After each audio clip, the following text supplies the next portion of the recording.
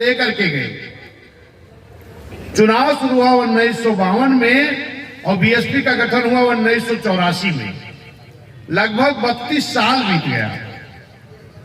इन 32 सालों तक तमाम ऐसी जाति समाज के लोग रहे हैं जिनको चुनाव लड़ने का मौका नहीं दिया गया। अगर पाल समाज का कोई बेटा टिकट मांगने गया तो उस दल के लोग पूछते थे कि आपका क्या नाम, तो लोग बताते थे मैं फलाना पाल हूं। अरे भाई, पाल किस बिरादरी में आते हैं? तो इनको और सफाई देनी पड़ती, साहब भेड़ चराने वाले। तो लोग कहते थे कि ये भेड़ चराने वाला राजनीति करेगा कि भेड़ चराएगा। टिकट तो नहीं दिया, गाली देके भगा दिया गया। अगर प्रजापति का बेटा टिकट मांगने गया तो कहा गया कि मिट्टी का बर्तन बनाने वाला राजनीति करेगा। अगर नाई का बेटा टिकट मांगने गया तो कहा गया ये नाई दाढ़ी बाल काटने वाला राजनीति करेगा। मेरे साथियों, इसी तरीके से जो पिछड़ी समाज में, पिछड़े समाज के लोग रहे, बैकवर्ड समाज के लोग रहे, ये जब टिकट मांगने जाते थे इनको जाति के नाम पर लोग गालियां दे करके भगा दिया करते थे। ये तो धन्य मानवर कांसी राम साहब मान्या बहन जी, जिन्होंने जब बहुजन समाज पार्टी बनाई तो मानवर साहब ने कहा कि इस देश में अगर बाबा साहब ने संविधान में वोट का अधिकार सबको बराबर का दे करके गए हैं तो सभी समाज के लोगों को चुनाव लड़ने का अधिकार भी होना चाहिए। ये अगर किसी ने देने का काम किया तो बहुजन समाज पार्टी के नेता मानवर कांसी राम साहब मान्या बहन जी ने कहा कि जिसकी जितनी संख्या भारी उसकी उतनी हिस्सेदारी, भागीदारी।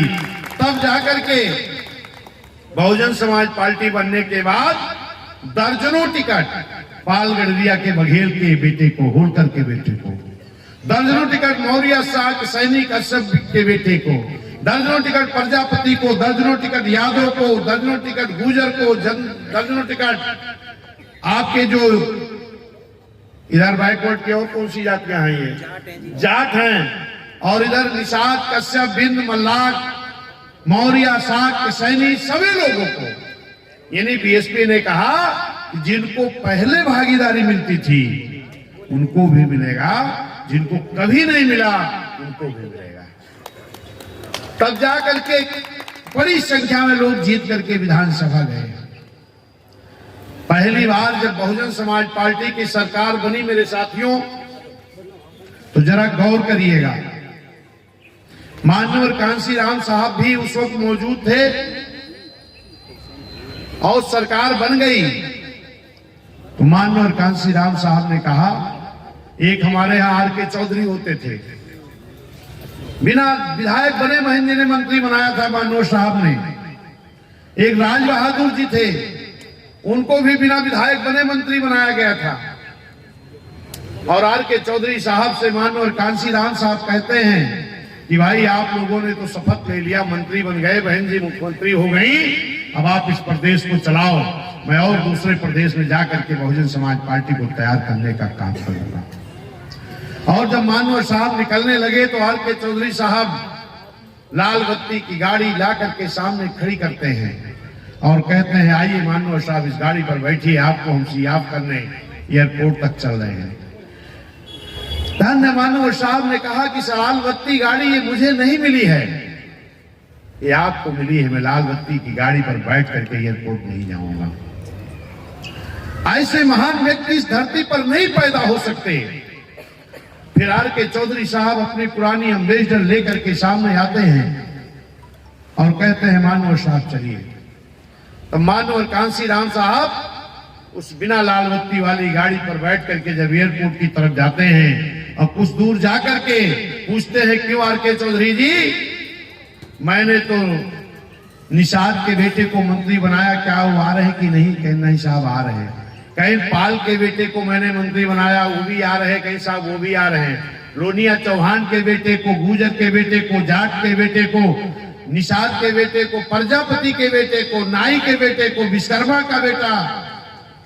जब चौधरी साहब ने कहा कि साहब सभी लोग आ रहे हैं, उसी जगह साहब के आंखों में आंसू आ गया कि मैं तो यही चाहता था कि अगर बाबा साहब वोट का अधिकार सबको दे करके गए हैं तो सभी समाज के लोगों का प्रतिनिधित्व विधानसभा, लोकसभा और मंत्रिमंडल में जाना चाहिए। ये कब गया है? जब माननीय कांसी राम साहब ने और मान्य बहन जी ने बहुजन समाज पार्टी तैयार की तब। 84 के पहले 32 में 52 में वोट पड़ना शुरू हुआ। बीएसपी का गठन 84 में हुआ। 84 के पहले यानी 32 सालों तक एक भी पाल चुनाव लड़ने को नहीं पाया था। एक भी मौर्या, प्रजापति, नाई, बढ़ेर, लोहार, कुम्हार, विश्वकर्मा, ये तमाम ऐसी जाति थे चुनाव लड़ने को नहीं पाए थे। अगर इनको मौका मिला राजनीति करने का, शुरुआत करने का, तो इसकी देन बहुजन समाज पार्टी माननीय कांसी राम साहब, मान्य बहन जी की देन। अभी 2022 का चुनाव हुआ है। इस चुनाव में एक बहुत बड़ी साजिश हुई थी, षड्यंत्र हुआ था, जिसको हम नहीं समझ पाए। क्या साजिश हुई थी? आप सभी लोग जानते हो कि भारतीय जनता पार्टी जब चुनाव मैदान में आई है तो उसने कहा था कि हम महंगाई को कम करेंगे, हम स्मार्ट सिटी बनाएंगे, हम बुलेट ट्रेन चलाएंगे, हम नौजवानों को रोजगार देंगे। लेकिन मेरे साथियों, जितना भी वादा किया था वो कोई काम करने का काम नहीं किया। महंगाई कम करने की बात हुई, लेकिन महंगाई कोई ऐसी वस्तु नहीं जिसका दाम कम हुआ हो। लेकिन हर वस्तु का दाम 2 गुना, 3 गुना, 4 गुना बढ़ने का काम हुआ। चाहे आप डीजल देख लो, पेट्रोल देख लो, गैस सिलेंडर देख लो, बिजली का बिल देख लो, दालें देख लो, कपड़े देख लो, जो भी वस्तु आप देखोगे, हर वस्तु का दाम 2, 3 गुना, 4 गुना बढ़ने का काम हुआ है। इससे आम जनता परेशान है। लेकिन खास तौर पर मुस्लिम समाज को कुछ ज्यादा डराया गया कि अगर भाजपा सरकार आ गई तो आपका बड़ा नुकसान होगा। तो फिर भाजपा के प्रचार तंत्र ने एक गलत प्रचार किया। गलत प्रचार क्या किया? आप जानते हो कि बहुजन समाज पार्टी के आज कितने सांसद हैं? 10। और समाजवादी पार्टी के 5 थे, 3 ही बचे हैं। यानी इस देश के आप खुद बताओ कि 10 सांसद वाली पार्टी मजबूती से चुनाव लड़ेगी कि 5 और 3 वाली? बताइए। तो जब 10 वाली पार्टी मजबूती से चुनाव लड़ेगी तो इस देश का जो भाजपा का प्रचार तंत्र था उसने गलत क्यों दिखाया? इसका मतलब आपके साजिश हुई, आपके साथ साजिश हुई कि 10 सांसद वाली पार्टी को डमी दिखा दिया गया, 5 और 3 वाले को लड़ाई में दिखाया गया। इस देश की राष्ट्रीय पार्टी बीएसपी को डमी दिखाया गया, एक क्षेत्रीय पार्टी को लड़ाई में बताया गया। जिस बीएसपी के पास एससी एसटी 26%, 25%, उस बीएसपी को डमी बताया गया, और जिसके पास कोई बेस नहीं उसको लड़ाई में बताया गया। ऐसा किया क्यों गया?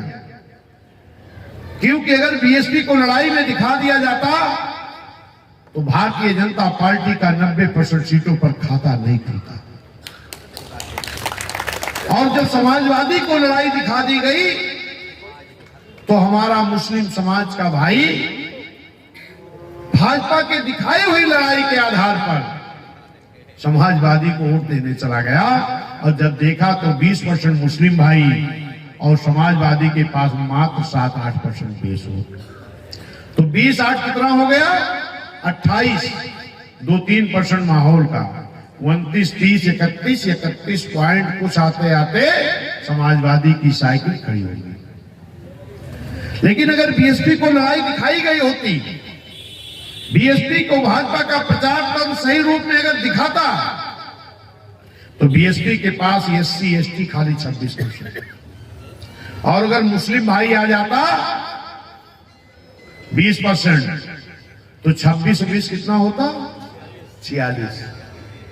और जो 52% बैकवर्ड है, पिछड़ा समाज है, इसने जब देखा कि बीएसपी को डमी दिखाया जा रहा है और समाजवादी को लड़ाई में, तो पिछड़ा समाज, बैकवर्ड समाज, ओबीसी समाज ने सोचा कि अगर समाजवादी आ गई तो पूरे बैकवर्डों का हिस्सा अकेले एक ही परिवार को समाजवादी खिला देती है।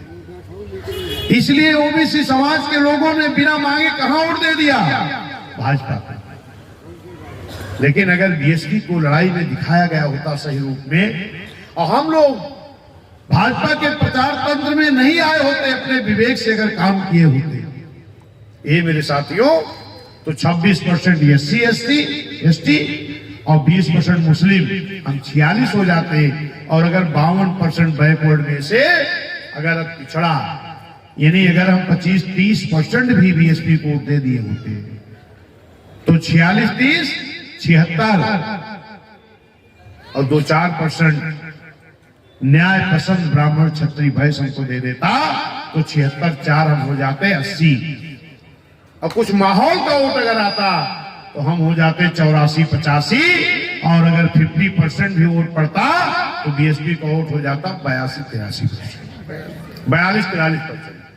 और अगर बीएसपी का वोट 42-43% हो जाता तो सच बता रहा हूं, इस प्रदेश की हुकूमत बहुजन समाज पार्टी के हाथ में होती, माननीय बहन जी मुख्यमंत्री होती, और भाजपा का 80% सीटों पर जमानत नहीं बची होती। लेकिन साथियों, ऐसा नहीं हुआ। हम गुमराह हो किया गया, हमको हमारा मनोबल गिराया गया। आगे वाला जो भी चुनाव आए, चाहे नगर पंचायत का, पालिका का, मेयर का, वार्ड का, हम सभी लोग मुस्तैदी से जुड़ जाएं। और ये कोई नई चीज में नहीं बता रहा हूं। 2007 में जब मुस्लिम समाज, ओबीसी समाज, SC/ST समाज, न्याय पसंद ब्राह्मण क्षत्रिय वैश्य समाज जब एक साथ इकट्ठा होकर के एक भाईचारा बना के गठबंधन करके अगर एक साथ खड़ा हुआ था, तो 2007 में पूर्व बहुमत की सरकार बहुजन समाज पार्टी की बनी थी और माननीय बहन जी पूर्व बहुमत की मुख्यमंत्री बनी थी, बिना किसी गठबंधन के। फिर आज वही वक्त आया है, आम जनता, आम पब्लिक परेशान है। ये मेरे साथियों, आप सभी लोग एक होकर के एक साथ आ जाओ। अभी समाजवादी पार्टी की जो बैकवर्ड वाली पार्टी बताई जाती है, ये पिछड़ी जाति की पार्टी है।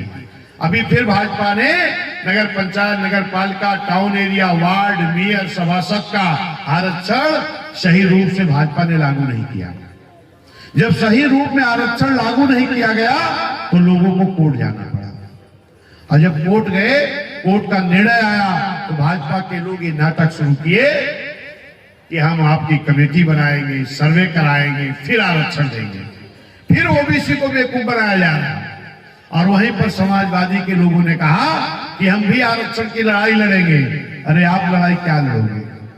पहले जो आपने किया है उसको आम जनता, आम पब्लिक जानती है। प्रमोशन का आरक्षण का बिल किसने फड़वाया? समाजवादी ने। ठेकेदारी का आरक्षण किसने खत्म किया? समाजवादी ने। बैकलॉग की भर्ती किसने रोक लगाया? समाजवादी ने। तमाम लोग तहसीलदार से SDM, DY, SP से SP हो गए थे, इनको भी अगर डिमोशन करके फिर बेइज्जत कराने का काम किया तो समाजवादी ने। माननीय बहन जी ने अपने महापुरुषों के नाम से तमाम जिले बनाए, पार्क बनाए, स्मारक बनाए। महापुरुषों के सम्मान में आप जानते हैं, संत रविदास नगर बनाया माननीय बहन जी ने, संत कबीर नगर के नाम जिला बनाया, पंचशील नगर के नाम से जिला बनाया, महामाया के नाम से जिला बनाया, भीमनगर जिला बनाया, मानवर कांसी राम साहब के नगर के नाम से माननीय बहन जी ने जिला बनाया। लेकिन ये मेरे साथियों, रमाबाई अंबेडकर का नाम से जिला बनाया। लेकिन समाजवादी के लोगों ने आपके महापुरुषों को भी नहीं छोड़ा। उनके नाम से जो बहन जी ने जिला बना करके सम्मान देने का काम किया था, उसको भी समाजवादी ने खत्म करने का काम किया है। ऐसे दलों से हमें सावधान रहने की जरूरत है। अभी भाजपा के लोग जानते हो क्या कहते हैं? हम गरीबों का वोट तो राशन दे करके ले लेंगे। ये मेरे साथियों, जरा आप गौर करिए मेरे बात का। 1 यूनिट पर राशन कितना किलो मिलता है? 5 किलो। और जब पैसे से खरीदते थे तो शायद 2 रुपए किलो गेहूं था, 2.5 रुपए किलो चावल था। चलो हम 3 रुपए मान लेते हैं, तो 1 यूनिट पे 5 किलो, तो 5 किलो का दाम कितना हो गया? 5 तिहाई 15 रुपए। 15 रुपए का राशन तुम्हें फ्री देते हैं भाजपा वाले, और जैसे राशन की दुकान से लेकर के निकलते हो तैसे कोई कोई भाजपाई जरूर बैठा रहता है और कहता क्यों बाबूजी फ्री में राशन पा गए ना, क्यों माता जी फ्री मिल गया, बड़ा खुश हमारे लोग हो जाते हैं। लेकिन अगर घर पे आकर के मम्मी ने कहा कि बेटा जाओ 1 लीटर सरसों का तेल खरीद लाओ, तो आज सरसों का तेल कितने रुपए में हो गया है बताइए? 200। पहले कई रुपए में रहा? 50 रुपया 60 रुपया। मतलब कहने का कि एक ही वस्तु में इतना दाम बढ़ा दिया कि 15 रुपए फ्री दे करके 50 रुपए का सरसों का तेल 200 रुपए दाम करने का काम किया। और अगर कहीं बेटे ने कहा पापा पेट्रोल का भी दे दो, जहां 50-60 देते थे तहां 100 रुपए, कोई भी सामान खरीदने के जाओगे। और मेरे साथियों आपसे मैं निवेदन करता हूं, आप अगर उन भाजपाइयों से ये बोल दो कि मुझे 15 रुपए का राशन फ्री नहीं चाहिए, मुझे नौकरी चाहिए, मुझे रोजगार चाहिए, छात्रों को अच्छी पढ़ाई चाहिए, अच्छी शिक्षा चाहिए, अच्छी दवाई चाहिए, जो बहन जी ने देने का काम किया था। बहन जी ने कई लाख सफाई कर्मी की नौकरी, कई लाख पुलिस की नौकरी, कई लाख मास्टर की नौकरी, कई लाख गार्ड की नौकरी, तमाम नौकरियां देने का काम किया। ये मेरे साथियों, मेरी माताओं बहनों, जिसके घर में एक बेटा और एक बेटी भी नौकरी अगर पा गई तो अपने घर वालों के लिए अच्छा राशन भी ले आती है, अच्छा कपड़ा भी ले आता है, अच्छी पढ़ाई भी करा देता है। हमें इन भाजपा के लोगों से कहना चाहिए कि हमें फ्री का राशन नहीं चाहिए, हमारे बच्चों को अच्छी शिक्षा दे दो, अच्छी दवाई दे दो और अच्छी नौकरी दे दो। हमारा बच्चा हमारे घर को अच्छा खुराकी, अच्छा खाना, अच्छा राशन दे करके पढ़ा लेगा। साथियों, हमारे किसानों को सम्मान निधि देते हैं, कितना? 2000 रुपया। जो किसानी करते होंगे वो जानते होंगे कि 2000 रुपए तो आपको सम्मान निधि दिया, लेकिन पहले खाद की बोरी कई किलो की आती थी? 50 किलो। अब कई किलो की हो गई? 45 किलो। 5 किलो कहां गया? बीज की बोरी भी 50 किलो की आती थी, 45 कर दी गई। खाद की बोरी भी 50 किलो की आती थी, 45 कर दी गई। दवा की बोरी भी जो आती थी 50 की, वो 45 कर दी गई। अगर पूरे देश के ये जो 5-5 किलो काट करके आपका खाद का दाम जोड़ लिया जाए, दवाई और बीज का दाम जोड़ लिया जाए, तो जितना ये सम्मान निधि देते हैं इसका कई गुना ज्यादा वो पैसा हो जाता है।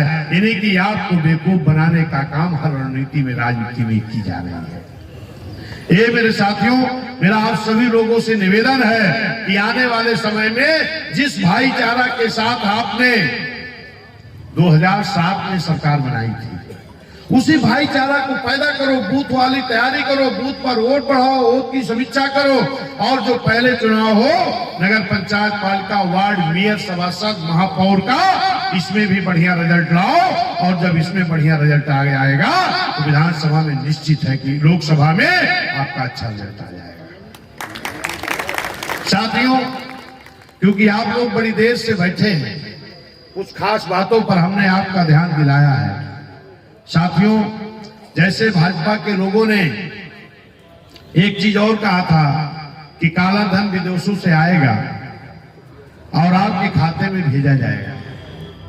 आप लोग इस चीज को जरा गौर करिएगा कि उस वक्त हमने देखा कि हमारे गांव में, जहां पर गांव में टोटल बीएसपी के वोट रहते थे, वहां भी ले जाकर के बस लगा देते थे और कहते थे, हे माता जी, हे भैया जी, हमारी रैली में चले चलो, 200 रुपए भी देंगे, पूरी की लंच पैकेट भी देंगे, और वहां चले चलो, आपको वोट जहां हाथी को देते हो वहीं देना, लेकिन रैली में चले चलो। लेकिन जब रैली में गए, वहां भाषण क्या शुरू हुआ? विदेश से काला धन आना चाहिए कि नहीं आना चाहिए? सभी लोग बोले कि आना चाहिए, और अगर आ जाए और सबके खाते में 15 से 20 लाख भेज दिया जाए तो कैसा रहेगा? सभी लोग जोड़ने लगे कि बड़का भैया, मझिलका भैया, सजिलका भैया, छोटका भैया, पिताजी भाई जिंदा हैं, 5 खाता तो हमारे घरे खुल जाएगा, और अगर 20-20 लाख आए तो 20-2500 1 करोड़ तो हमारे घरे आ जाएगा। कहीं अरे बाप रे, तो भगवान आ गया है। जोर कई क्या रहे कि वोट तो ना ही दे, पूरी खा 200 रुपया लेके लौट आओ। वो घरे आए कहे बताए कि भैया सब वोट अब की नहीं देख पाए कि विदेश से काला धन मंगाए के अपने खाता में भेजे वाले हैं। सब लोग वोट भी दे दिया। और जब खाता खोले नंबर आवा फ्री वाला जनधन खाता योजना, हमारी माताएं बहनें बाबू भैया सभी लोगों ने खूब जम के लाइन लगा के खाता खुलाया कि कहीं ऐसा न हो कि हम पिछड़ जाए, 20 लाख इनके खाता में आ जाए, हमारे ना आ पाए। भरी बरसात, भरी ठंडी, भरी दोपहरी में लाइन लगा करके खाता खुलाए, लेकिन आज तक के हो कि खाता में एको पैसा नहीं आया। और जब भाजपा के बड़े नेताओं से पत्रकार भाई भरे पूछा थी तो कहा अरे भाई ये तो जुमला था। तो ये भाजपा वाली जुमला वाली सरकार आपका भला नहीं कर सकती है। बाबा साहब कह करके गए थे, जहां भी बाबा साहब की मूर्ति देखते हो तो एक हाथ में संविधान और एक हाथ में इशारा। क्या इशारा है? कि सत्ता के इस प्रधानमंत्री की कुर्सी पर कब्जा कर लो। बाबा साहब ने कहा कि संविधान में हमने आप सबको वोट का अधिकार दिया है, इस वोट के बल पर इस देश के प्रधानमंत्री की कुर्सी पर कब्जा कर लो और तभी मेरा बनाया हुआ संविधान पूरी तरह से लागू हो पाएगा। लेकिन आज तक हम लोग बाबा साहब को तो मानते हैं, मानव साहब को मानते हैं, लेकिन उनके विचारों पर चल करके हम इस देश की हुकूमत नहीं ले पाए। 75-76 साल बीत गया। ये मेरे साथियों, आप सभी लोग मेहनत पे लग जाओ, चाहे पदाधिकारी हो या ना हो, क्योंकि बीएसपी में कम पदाधिकारी होते, फर्जी पदाधिकारी यहाँ नहीं बनाए जाते हैं, लेकिन बाबा साहब के बारे में जानने वाले बहुत बड़ी संख्या है, मानव साहब के बारे में जानने वाले बहुत बड़ी संख्या है। और बहन जी को मुख्यमंत्री प्रधानमंत्री बना करके बहुजन समाज को हुकूमत बनाने वाले लोगों की बहुत बड़ी संख्या है। मैं सभी लोगों से निवेदन कर रहा हूं कि आप सभी मेरे साथी पदाधिकारी हो या ना हो, सभी लोग लग जाओ और इस नगर पंचायत नगर पालिका मेयर और महापौर में आप अपना अच्छा रिजल्ट ले आओ। निश्चित है कि आने वाली लोकसभा में आप बड़े दल के रूप में आओगे और ये देश का सबसे बड़ा प्रदेश है जहां सबसे ज्यादा सांसद जीत करके जाते हैं। अगर यहाँ बीएसपी बड़े दल के रूप में आ गई आप लोगों के मेहनत के बल पर, और पूरी उम्मीद और आशा है, क्योंकि आज सब समाज के लोग बीएसपी की तरफ देख रहे हैं कि अगर भाजपा को हटाना है तो विकल्प के रूप में एक ही पार्टी है जिसका नाम बहुजन समाज पार्टी और नेता का नाम माननीय बहन जी, क्योंकि बीएसपी के पास एक बड़ा बेस वोट है। इस बड़े बेस वोट के साथ अगर हमारा मुस्लिम भाई और हमारा पिछड़ा भाई अगर खड़ा हो जाए तो बीएसपी को सत्ता में आने से कोई रोक नहीं सकता है। मेरे साथियों, अपनी बात समाप्त करेंगे। अभी 30 दिसंबर को मान्या बहन जी ने एक मीटिंग लेने का काम किया था। उस मीटिंग में मान्या बहन जी ने कहा था कि इस देश के जितने बड़े लोग हैं, बड़े लोग, वो बीएसपी को जिंदा नहीं देखना चाहते। क्यों? क्योंकि बीएसपी सरकार में जब आती है तो गरीबों के लिए काम करती है। तो बीएसपी को चलाने की बचाने की जिम्मेदारी किसकी है? हम सभी समाज के गरीब लोगों की है। मैं आप सभी लोगों से निवेदन करूंगा कि इस बहुजन मूवमेंट को आगे बढ़ाने के लिए विधानसभा अध्यक्ष जी के पास एक रजिस्टर होगा। उस रजिस्टर में सभी लोग जो आपकी हैसियत होगी सहयोग करिएगा और निश्चित है कि उसी से बहुजन समाज पार्टी का मूवमेंट आगे बढ़ेगा। मेरे साथियों, मैं अपनी बात समाप्त करूंगा। जय भीम, जय भारत, लोग ठाकरा।